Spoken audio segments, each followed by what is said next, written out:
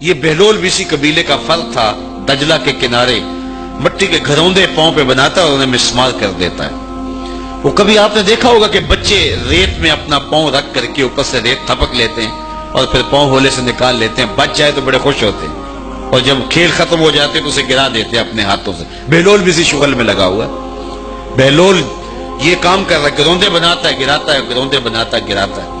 بادشاہ گزرا، پوچھا بہلول کیا کر رہے ہو؟ ہنس کے کہا جنت کے مکان بنا رہا ہوں۔ کہا بیچتے ہو؟ ہاں بیچتا ہوں۔ کتنے کا؟ 10 روپے کا، سیل لگائی ہوئی ہے۔ بادشاہ مسکرا کے گزر گیا، دیوانہ ہے، مجنوں ہے، اپنی موج میں لگا ہے۔ پیچھے سے ملکہ زبیدہ بھی آ رہی تھی، اس نے بھی دیکھا، کہا بہلول کیا کر رہے ہو؟ کہا جنت کے مکان بنا رہا ہوں۔ کہا بیچتے ہو؟ ہاں 10 روپے کا بیچتا ہوں۔ 10 روپے بادشاہوں کے لیے کیا ہوتے ہیں؟ 10 درہم نکالے، اس کو دیا، اس نے دریائے دجلہ میں پھینک دیا۔ فقیر اتنی دیر تک فقیر نہیں بنتا، داتا صاحب فرماتے جب تک مٹی کا ڈھیلا اور سونے کی ڈلی اس کی نظر میں برابر نہیں ہو جاتا۔ اور ایک مکان کے گرد، ایک وہ گروندے کے گرد دائرہ لگایا، کہا یہ تیرا ہوا۔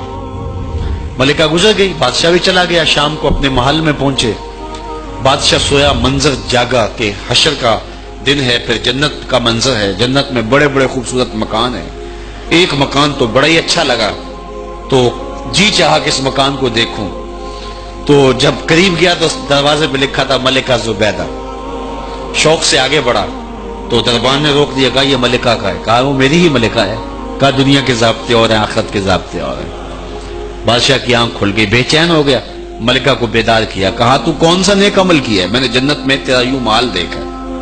ملکہ کہنے لگی وہی معمول کی نمازیں، وہی سب کچھ، کوئی نیا کام تو میں نے کیا نہیں۔ ہاں یاد آیا، کل گزر رہی تھی، دجلہ کا کنارہ تھا، وہ جسے لوگ مجذوب کہتے ہیں، وہ جو دیوانہ کہلاتا ہے، وہ بہلول، وہ جنت کے محل کہتا تھا وہ بنا رہا تھا۔ میں نے کہا چلو کوئی بات نہیں، فقیر ہے، 10 روپے کیا ہوتے ہیں، تو میں نے 10 روپے کا ایک محل خریدا تھا۔ بادشاہ سر پکڑ کے بیٹھ گیا، وہ تو مجھے بھی کہتا تھا۔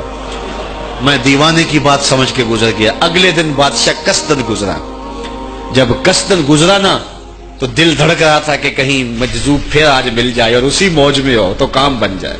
دیکھا تو بہلول وہاں بیٹھا ہوا ہے، آگے بڑھ کے دیکھا تو کام بھی وہی۔ بادشاہ پھر رک گیا، پوچھا بہلول کیا کر رہے ہو؟ اب دل دھڑک رہا تھا کہ مجذوب ہے، کوئی اور بات کہہ دے تو چلو اچھا ہو کہ وہی جواب دے دے۔ اس نے وہی جواب دیا، جنت کے محل بنا رہا ہوں۔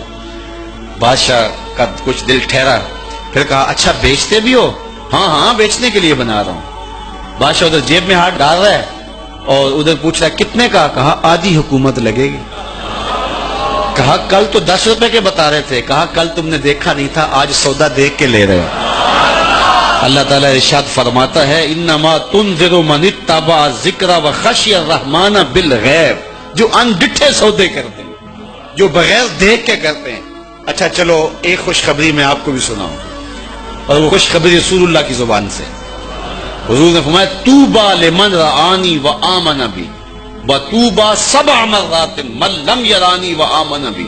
فرمایا صحابہ تمہیں مبارک ہو ایمان کی کہ تم نے مجھے دیکھا اور میرے اوپر ایمان لائے، اور کہا انہیں 7 مبارکیں ہوں جنہوں نے مجھے دیکھا بھی نہیں ہوگا اور پھر بھی ایمان لائیں گے۔ انما تنذر من اتبع ذکر وخشی الرحمن بالغیب فبشرہ بمغفرۃ واجر کریم۔ ان کو بشارت دے دیجئے بڑی عزت والے اجر کی اور خوشخبری بھی۔ تو جس اجر کو میرا رب بھی کریم کہہ رہا ہے وہ اجر کیسا ہوگا؟